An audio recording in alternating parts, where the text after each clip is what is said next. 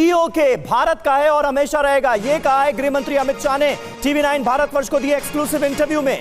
विपक्ष के नेता किसको डराने की कोशिश कर रहे हैं? कांग्रेस देश की एकता को खतरे में डाल रही है। सैम पित्रोदा के बयान कांग्रेस के बयान है, खुद के बदले सैम पित्रोदा से बुलवाती है कांग्रेस, यह कहा है अमित शाह ने।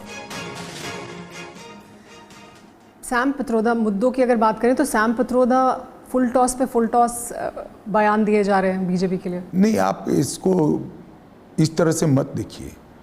कांग्रेस पार्टी जो स्वयं उनके प्रमुख नेता नहीं बोल सकते, इनके साइड एक्टर सैम पित्रोदा हो या मणिशंकर अय्यर हो, ऐसे लोगों से बुलवाती है। कांग्रेस पार्टी ही मानती है, ये सैम पित्रोदा का बयान सिर्फ मत समझिए कि इस देश में रंग के आधार पर, नस्ल के आधार पर भेदभाव होना चाहिए। वो देश की एकता को खतरे में डालने का काम कर रहे हैं। अभी मणिशंकर अय्यर ने बयान दिया कि पाकिस्तान को सम्मान दो, इनके पास एटम बम है।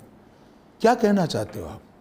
फारूक अब्दुल्ला कहते हैं पाक ऑक्यूपाई कश्मीर में, कहा कि उनको इज्जत देनी चाहिए, उन्हें सम्मान देना चाहिए पाकिस्तान, क्योंकि इनके पास एटम बम है। फारूक अब्दुल्ला कहते हैं पाक ऑक्यूपाई कश्मीर मत मांगिए, इनके पास एटम बम है। किसको डराना चाहते हैं? 130 करोड़ की जनता को आप ये कह रहे हैं कि पाकिस्तान के पास एटम बम है, इसलिए पाक ऑक्यूपाई कश्मीर पे हम हमारा अधिकार छोड़ दें?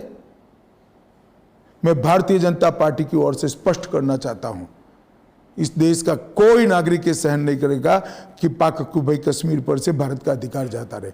पाक ऑक्यूपाई कश्मीर भारत का है और हमेशा रहेगा।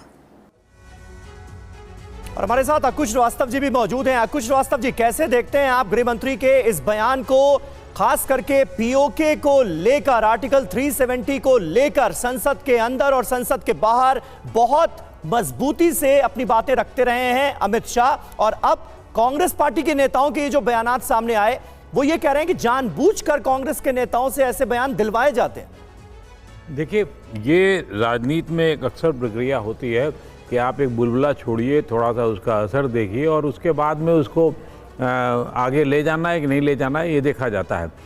सैम पित्रोदा उस श्रेणी से आगे निकल गए नेता हैं, अपने बारे में और अपनी नीतियों को लेकर के, अपने बयानों को लेकर के आगे बढ़ते रहे।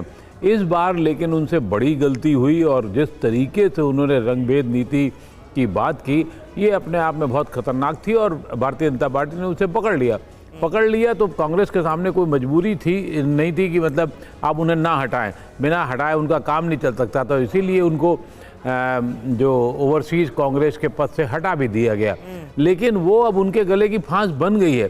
तो ये प्रक्रिया या ये तरीका या इसके बाद का बयान कि कांग्रेस अगर आ भी गई तो कहीं ऐसा ना हो 370 जो है फिर से वापस ले आए, तो अब उससे जुड़े जितने सवाल हैं उस पर भारतीय जनता पार्टी हमलावर होगी और रहेगी।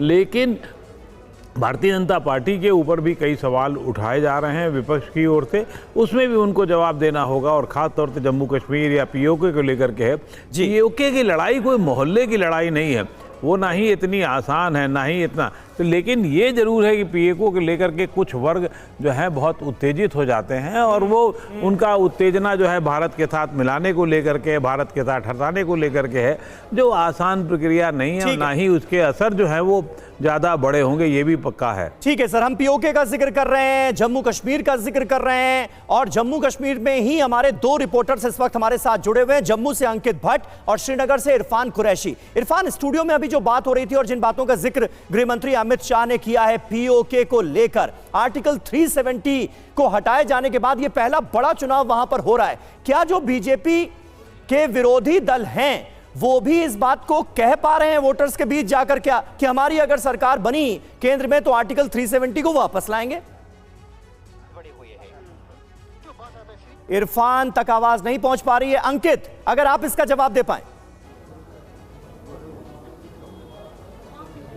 बिल्कुल समीर, मैं आपको बता दूं कि इसकी ना दूसरी एक तस्वीर भी है। हाल ही में ही आप देखिए कि किस तरीके से पीओके की जनता लगातार पाकिस्तानी सेना, पाकिस्तानी सरकार के खिलाफ वहां पर विरोध प्रदर्शन कर रही है। 144 वहां पे लगाई गई है, इंटरनेट पूरी तरीके से ब्लैकआउट किया गया है। ये दिखाता है कि किस तरीके से अब पीओके की जो जनता है वो भारत के साथ अपना विलय चाहती है। वहीं जम्मू कश्मीर की अगर बात की जाए तो धारा 370 हटने के बाद जो तस्वीर है वो पूरी तरीके से बदलती हुई नजर आ रही है। आज लोकसभा चुनाव के चौथे चरण के मतदान हो रहे हैं और आप देखिए कि ये वो कश्मीरी पंडित विस्थापित है जो इस वक्त श्रीनगर लोकसभा सीट को लेकर यहाँ पर वोट करने के लिए आए हैं। काफ़ी तादाद में ना सिर्फ पुरुष युवा बल्कि महिलाएं भी यहाँ पर बढ़ चढ़कर हिस्सा ले रही है। क्या कुछ मुद्दे हैं, खासतौर पे 90 के दशक में जब आप वहाँ से निकले थे उस टाइम हालात कुछ और थी, लेकिन अब आप आपने तस्वीर देखी होगी पीओके की, किस तरीके से वहाँ पे प्रोटेस्ट हो रहा है, किस तरीके से वहाँ पे सरकार सेना के खिलाफ विरोध प्रदर्शन किया जा रहा है। आपको लगता है कि अब वक्त आया है कि पीओके अब भारत का हिस्सा बनेगा? बिल्कुल, उनको भी अब पता चला कि गवर्नमेंट, भारत की सरकार कितना ताकत रखती है, भारत की सरकार क्या कहती है, भारत की सरकार क्या करती है अपने लोगों के लिए। आप देखिए आज इस वक्त जो कश्मीर में जो वोटिंग हो रही है, रिकॉर्ड तोड़ वोटिंग हो रही है इस वक्त, वो यही है कि गवर्नमेंट ने कुछ फैसले ले ही है। रही बात कश्मीरी पंडित की कम्युनिटी, वो रिहेबिलिटेशन के लिए है। रिहेबिलिटेशन आज 34 साल हुए नहीं है। बात एक और भी है कि जो हिंदुस्तान की जो रिवायती सरकारें हैं, मतलब ये पार्टियां हैं, चाहे वो कांग्रेस है या बीजेपी, वो लड़ नहीं रहे इन सीटों पर, इसलिए हमें उस पर मायूसी है। घर वापसी एक मुद्दा रहेगा। जो हमारा कोर इशू इस टाइम है कश्मीरी पंडित का, वो back to homes and hearth, जो हमारी जन्मभूमि है, मरण भूमि, हम वापस जाना चाहते हैं। 34 साल से हम एक्सोडस की जिंदगी जी रहे हैं, हम अपने वतन वापस जाना चाहते हैं। जो कश्मीरी पंडित, विस्थापित कश्मीरी पंडित श्रीनगर कॉन्स्टिट्यूएंसी के लिए जम्मू में स्पेशल वोटिंग सेंटर्स पर वोट डाल रहे हैं, उनके जहन में ये सबसे बड़ा मुद्दा नजर आता है। इरफान कुरैशी, ये पाकिस्तान को सम्मान देने का मुद्दा हो, पीओके को लेकर नेताओं के दिए गए जो बयानात हैं वो वोटर्स के जहन में, उनके दिलो दिमाग में कितना असर डालते हुए नजर आ रहे हैं श्रीनगर के मद्देनजर अगर हम बात करें? देखिए समीर, बिल्कुल इस बात का हम चर्चा सुबह से कर रहे हैं कि सबसे बड़ा बदलाव जो है कश्मीर घाटी के इस लोकसभा चुनाव में ये है कि इस बार ना बाइकॉट है, ना ही कोई कानून व्यवस्था की कोई स्थिति। लोग लगातार अपने घरों से निकल रहे हैं। जहां पे मैं खड़ा हूं ये एक वीआईपी पोलिंग बूथ है और साथ ही में एक छोटा पोलिंग बूथ सोमवार के लिए बनाया गया है। यहां पर भी अब वीआईपी पोलिंग खत्म होने के बाद बड़ी तादाद में लोग आ रहे हैं, अंदर जा रहे हैं। हालांकि सुरक्षा की वजह से लोग जो है ग्रुप्स में अंदर आ रहे हैं।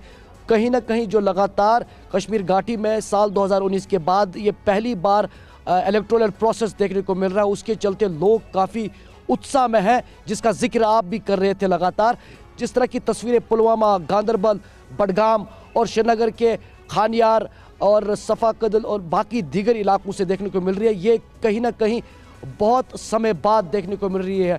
खासतौर पर साल 2019 से पहले इन तमाम इलाकों में बाइकॉट, पुलवामा, खासतौर पर पुलवामा का जिक्र अगर करें तो पुलवामा में लगातार जिस तरह का आतंक का खौफ, बिल्कुल सही बात है। इरफान और हमारे सहयोगी महराज थोड़ी देर पहले पुलवामा से ही तस्वीरें दिखा रहे थे और बड़ी उत्साहजनक तस्वीरें वहां से सामने आई। लंबी लंबी कतारें पुलवामा में वोटर्स की पोलिंग बूथ के सामने नजर आ रही है।